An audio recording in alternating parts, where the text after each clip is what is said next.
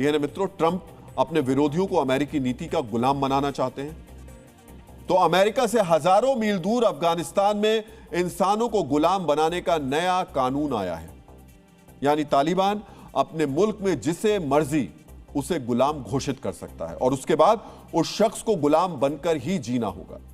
इसके लिए बाकायदा कानून पारित कर दिया गया है। गुलामी से जुड़े तालिबान के इस अंधे कानून पर हमारे इस विश्लेषण को समझने के लिए आपको सबसे पहले अमेरिका के 16वें राष्ट्रपति अब्राहम लिंकन का एक कथन ध्यान से देखना और समझना चाहिए। अब्राहम लिंकन कहते थे, जो लोग गुलाम रखते हैं उनकी जिंदगी पर हमेशा गुलामों के आंसुओं और निर्दोषों के खून के छींटे पड़े रहते हैं। मित्रों, 11,000 साल तक इंसान ही इंसान को गुलाम बनाता रहा था। 5 साल तक गुलामी की प्रथा की वजह से ही अमेरिका में गृह युद्ध चला था। 20वीं सदी आते आते गुलामी की इस कुप्रथा पर पूर्ण विराम लगाया जा सका, लेकिन तालिबान ने दोबारा इंसानों को गुलाम बनाने के गुनाह को अंजाम दे दिया है। तालिबान ने इस्लामिक अमीरात के लिए एक नया पीनल कोड यानी कानूनों का सिस्टम बनाया है। इस पीनल कोड में साफ साफ कहा गया है कि बदर यानी मालिक को अपने गुलामों को सजा देने की इजाजत होगी।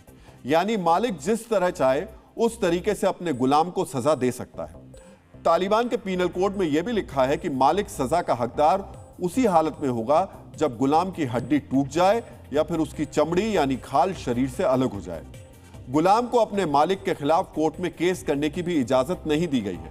इस कोर्ट में यह भी बताया गया है कि अब समाज में 4 वर्ग होंगे।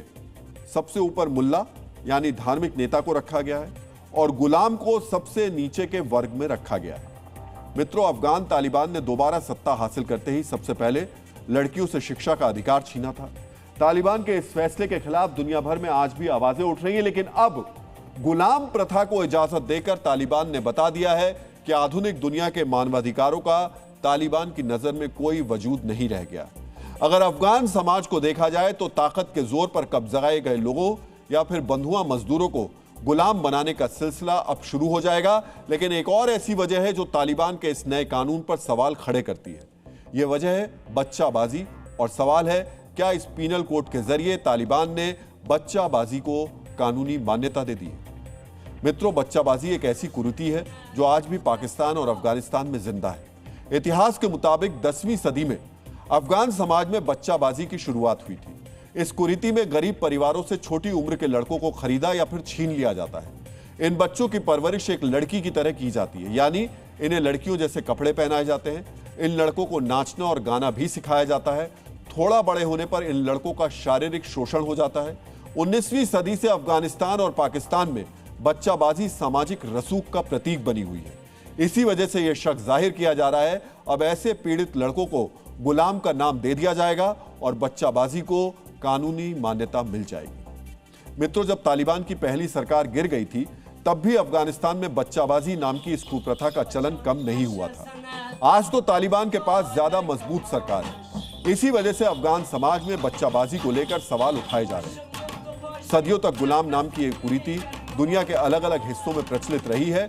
हमारा भारत भी गुलामी की इस घृणित प्रथा का गवाह बना है।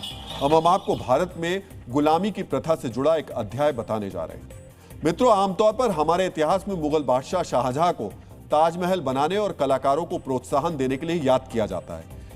इसी मुगल बादशाह को इतिहासकार के.एस. लाल ने अपनी किताब Muslim slave system in medieval India में गुलामी प्रथा से जुड़ा बताया।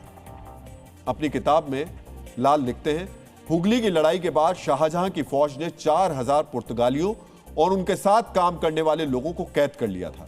इन कैदियों को शाहजहां ने गुलामों के तौर पर बेचा।